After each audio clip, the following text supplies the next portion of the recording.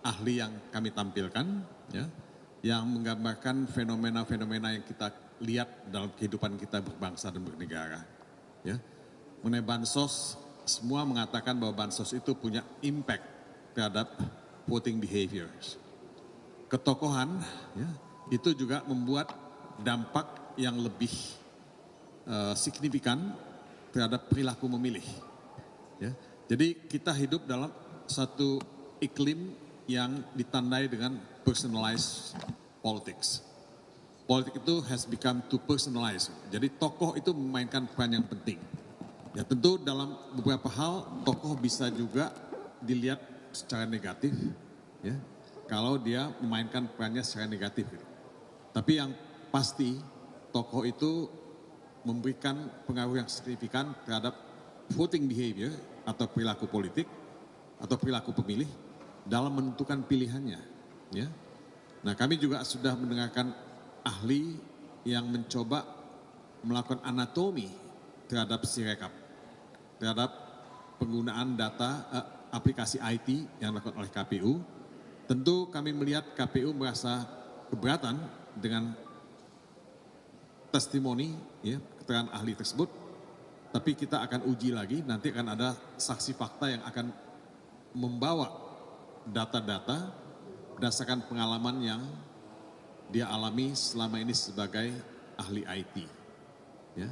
Nah tadi juga ada ahli ekonomi Pak Didin Damandhuri yang menjelaskan secara sangat jelas, ya, bahwa ada peningkatan yang sangat signifikan luar biasa dari dana bansos, malah lebih besar dari peningkatan yang terjadi pada zaman pandemi COVID.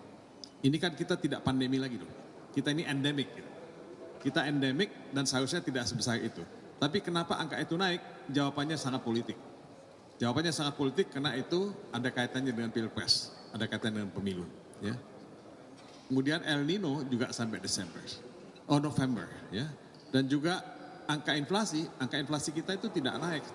Jadi penjelasannya sangat jelas dan saya kira justifikasi satu-satunya untuk kenaikan harga penyaluran bansos itu adalah justifikasi politik untuk memenangkan paslon 02. Itu kesimpulan yang sangat umum, ya, yang kita bisa dapat dari presentasi para ahli yang kami tampilkan dari pagi sampai siang ini.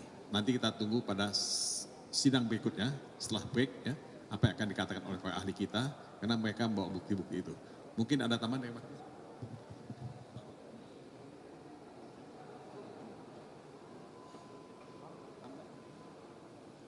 Tambahan, Pak? Ada pertanyaan? Ada dong. Mas Todung, Ya. izin. Tadi salah satu ahli dari ahli hukum tata negara, Pak Aan, menjelaskan tadi poinnya adalah perihal judicial activism. Nah, ini bisa diterapkan apabila ada kedaruratan hukum atau mendesak di bidang hukum. Kemudian memang harapannya apa dari MK untuk menerapkan ini? Sebetulnya judicial activism itu sudah dipraktekkan oleh Mahkamah Konstitusi cukup lama, berkali-kali. Jadi saya tidak merasa itu sesuatu hal yang aneh buat MK. Tadi Saudara Aan, ya, sebagai ahli kami juga menjelaskan secara gramatikal, ya, secara bahasa, ya, pemahaman dia, pengertian dia, bagaimana evolusi yang terjadi dalam penyempitan kewenangan Mahkamah Konstitusi. Awalnya Mahkamah Konstitusi itu dapat mandat yang luas ketika rumusan pasalnya itu menggunakan kata tentang hasil pemilihan umum. Kemudian ini kan yang terus dipersempit sehingga menjadi hasil perolehan suara akhir. Nah ini evolusi yang sangat memprihatinkan kita dan berbahaya dalam penyelesaian sengketa pilpres.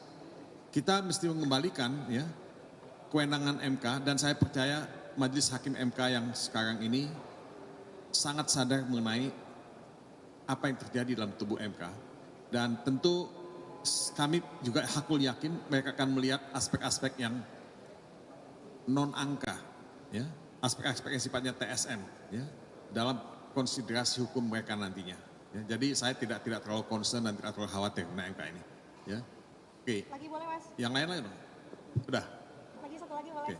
Mungkin penegasan Mas, berarti ini sudah semua saksi di ahli maksudnya dikeluarkan begitu ya. Nah, kemudian kalau terkait dengan saksi Kapolda sendiri, Begini, kami sudah melayangkan surat ke MKA ya, bahwa di samping 4 menteri yang akan dihadirkan, plus dari DKPP yang akan dihadirkan, kami juga akan minta pada Ketua Majelis untuk menghadirkan Kapolri, ya, pada sidang berikutnya, ya, kami sudah menulis surat untuk itu. Ya. Kenapa Kapolri? Karena nanti akan Anda dengarkan sekalian bahwa cukup banyak hal-hal yang menyangkut kepolisian, ya, pihak polisi yang melakukan intimidasi, kriminalisasi, ya, dan terlibat dalam ketidaknetralan ini dalam kampanye. Jadi kami ingin minta Kapolri juga untuk memberikan penjelasan dan akuntabel terhadap kebijakan-kebijakan, ya, dan perintah-perintah yang dia lakukan. Karena tidak cukup hanya melihat soal bansos. Kalau Menteri Sri Mulyani, Ibu Risma, ya, Erlangga Hartarto, itu kan lebih banyak pada soal bansos tadi. Tapi kita juga melihat aspek-aspek pelanggaran, ya, yang dilakukan oleh pihak kepolisian yang menciderai demokrasi dan integritas pemilihan umum itu. Oke, makasih ya. siap Mas Todung, terima kasih. Terima kasih Mas.